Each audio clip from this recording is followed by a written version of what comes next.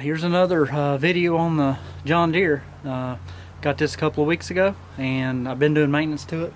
One of the first items I did was this fuel cap. I was able to find a much less expensive option. I'll kind of give a close-up of that there. That's what you're wanting to get. It's made by Holdwell, and it replaces several different parts. You can find it on Amazon and eBay. I would put a link, but it looks like whoever's selling these kind of changes the link every once in a while, so I'll just kind of get you a close-up there of that part number, hopefully. But it's made by Holdwell. Best I can tell, this is pretty much very similar to the factory unit. It's not gray. It's like a bright finish coating, but you know, it works for as a fuel tank, and it is locking. You can lock it on the fuel tank. Grease fittings, I've already replaced every grease fitting that was missing or broken. Using two of these kits. I bought two. One's a Hitachi specific kit that's on Amazon, and also my standard tractor kit, which I bought for the Massey. And for the most things, that's fit. But the exception being where the boom connects to the excavator. There's one grease fitting there. It looks like the shroud's actually gone. I may get that replaced tonight. I'll have to make a new shroud and weld it on. But I bought this to figure out what it actually is. There's enough of it there where I can screw it out and put it in this, and it'll give me the exact size. I did look this up on John Deere. The local dealer did not have one in stock, and I think it was around $5 for one fitting. Anyway, let's get to it here and see how much we can get done on this tonight. Alright, so here we are at the front of the machine, right here where this connects on. I am assuming, just from the scrape marks, that there probably used to be a shroud around this grease fitting. Basically popped the nipple off, and I've already taken it out, and it doesn't match any of the thread pattern on any of the grease fittings I have. So we're going to pull this out real quick and see what it matches up to, and I'm going to get the gauge and hopefully figure out what this actually is.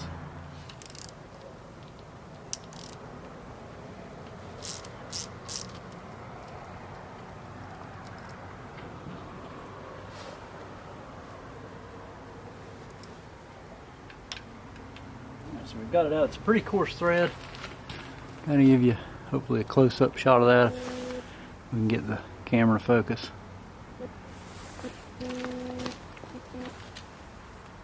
Let me go grab a rag so we don't get things too nasty. Alright. So I'm just going to kind of look at the thread pattern here. See if I see anything that even comes close to matching. That's probably it right there. So if we look there, that's screwed right in. That's going to be a metric 10 1.5. So I'll be able to go on and actually get that fitting. For whatever reason, that's not actually in any of the grease fitting sets that I have.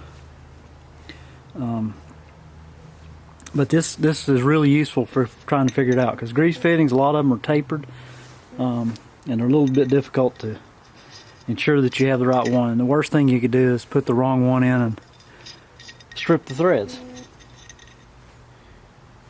Alright, so now we know what to order. Alright, so we did not have the right material to make that. I'm going to have to order something. Probably just order some hardened, or not hardened steel, but just some standard cold roll steel. Turn that in a lathe, drill it out, and I want to make it look really similar to this. That's a fairly thick, I'd say that's probably 3/8 inch thick, and enough room to be able to get a grease fitting in. That seems to work really well, other than having to dig it out when it gets mud in it. Anyway, I looked at several other John Deeres. I've never actually used this kind of coupler, but it's a wedge style, and it looks like what they've done is they've kind of made a bolt rather than, you know, having the proper setup. There's two nuts on a piece of threaded rod, it looks like. And that's not necessarily the correct thing, but I'm going to have to take the bucket off anyway to kind of get a handle on the pins, and I've got to install a new pin when I put the thumb on. So I'm going to work on getting this apart and either make or buy the proper bolt that goes in here. Up here, it kind of looks like something's missing up top. because there's 2 pins with holes in it. And I was assuming that was just like a spring or something.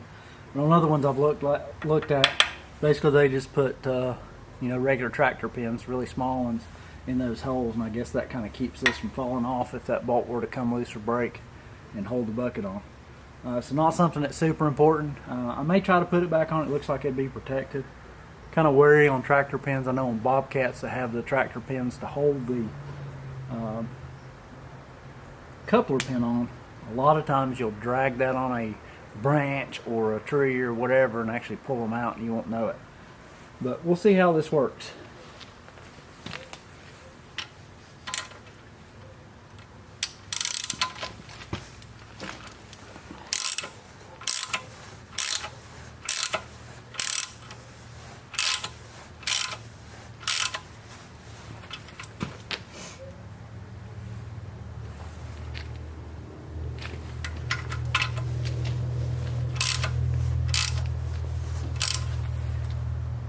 It looks like the threaded rod's just coming completely out, best I can tell.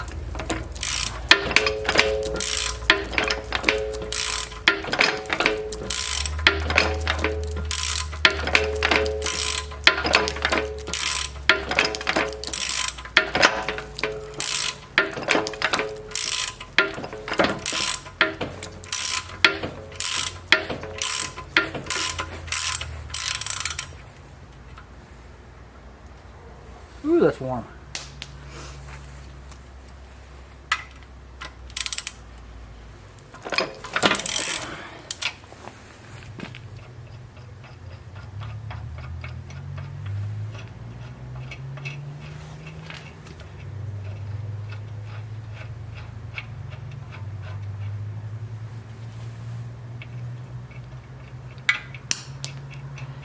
And from what I've seen on a lot of these buckets, what it is actually this nut is actually welded on to this back side.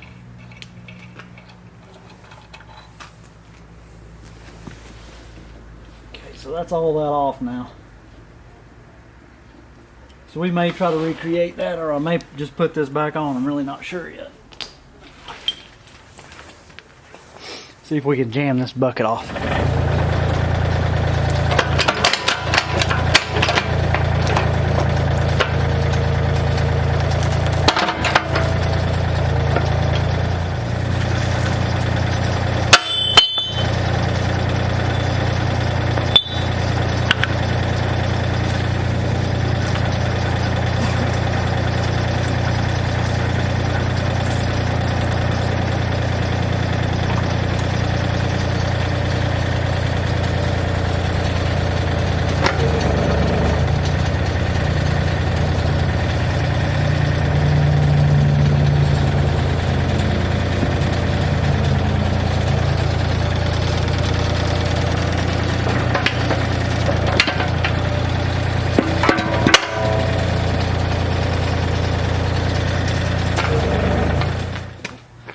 Okay, that was pretty easy. Just kind of wanted to check these wear surfaces here. Doesn't look like there's a huge issue with this coupler. I think a majority of my bucket play is basically in this link area. Everything else seems to be pretty tight. So this bushing down here is really loose. This one up here is about as loose.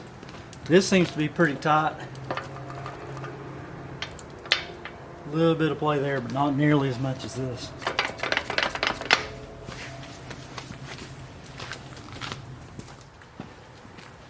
And I'm assuming it looks like there's a pin or roll pin here and one there in the back that I'll need to drive out to get this part to check that bushing and to put the new pin on. I'm going to go grab something efficient to get that out with. So, I don't know if one of these is going to fit it, but this is worth every penny. These are a set of air hammer roll pin punches. You can either punch them on the back or you can put them in an air hammer and get those knocked out. Let me get some air set up and get a hammer, and we'll try to punch these out real quick.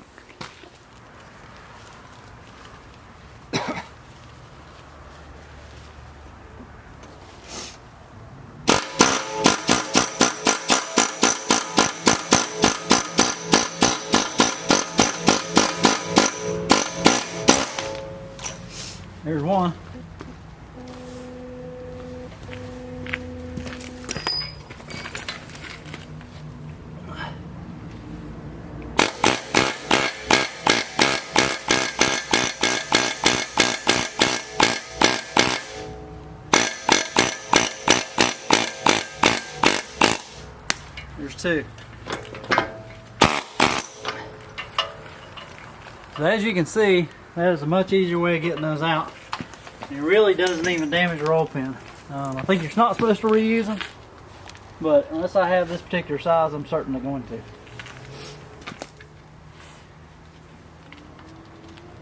And those are both the same size. We're just going to toss them in the bucket there. Should be able to remove these pins. Now, one real quick way, if you don't want to take everything apart and you want to see what you want to replace, especially on bigger excavators, this is not that big deal. But if you look here, if I move this pin in a little bit, it gets really tight. And what that tells me is there's quite a bit of pin wear. The bushing still may be wore out, but it's mainly pin wear that's going to be my issue.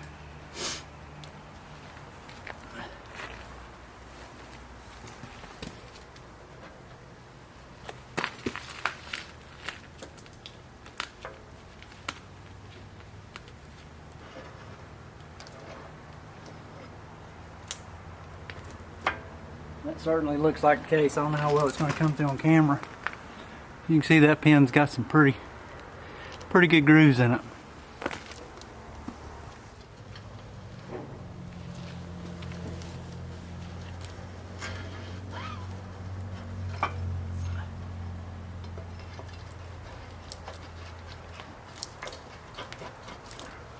What I'm doing here is I'm going to see if this pin will fit this one. Tighten up most of my slack. That'll keep me from having to buy a new pin, and that seems to work. So the kit will come with a brand new pin. Bushings look good on this side. Let me just kind of try to cock this here. Yeah, that seems really tight. So the only place that I'll end up with some play is this piece here, and either the bushing or the pin up on this top here. But that tightened up quite a bit. So now I should just be able to put the thumb on, put the pin on, and should be good to go. So I'm going to get this lined up, and I'm probably going to just drive that roll pin back in.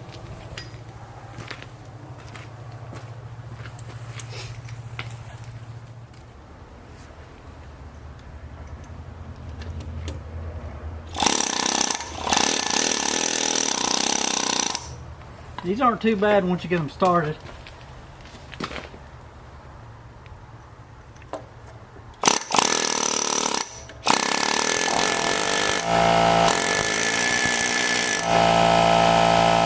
So we kind of got this cleaned off a little bit. I know it's getting dark out here. It's going to be really hard to get any good footage. That might give you an idea how much wear is on that pin. It's quite a bit.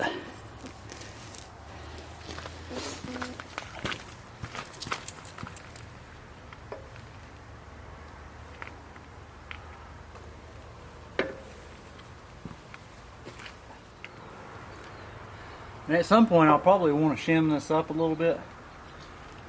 There's not a huge amount of play, but definitely a shim or two would fit in there.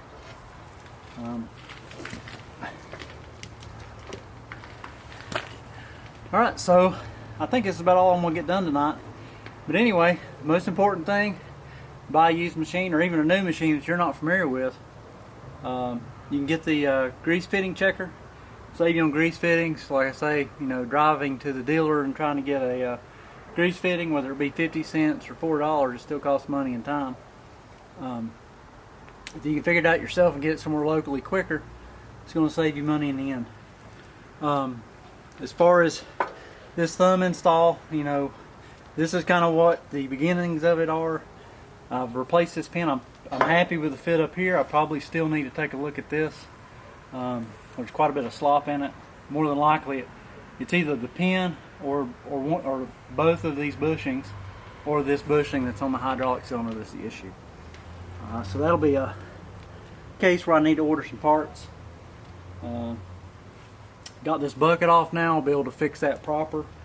It really wasn't too bad. I don't know that I have to do that, but if I have time, especially while I'm welding, I may just go ahead and weld the nut on and put the proper bolt in there.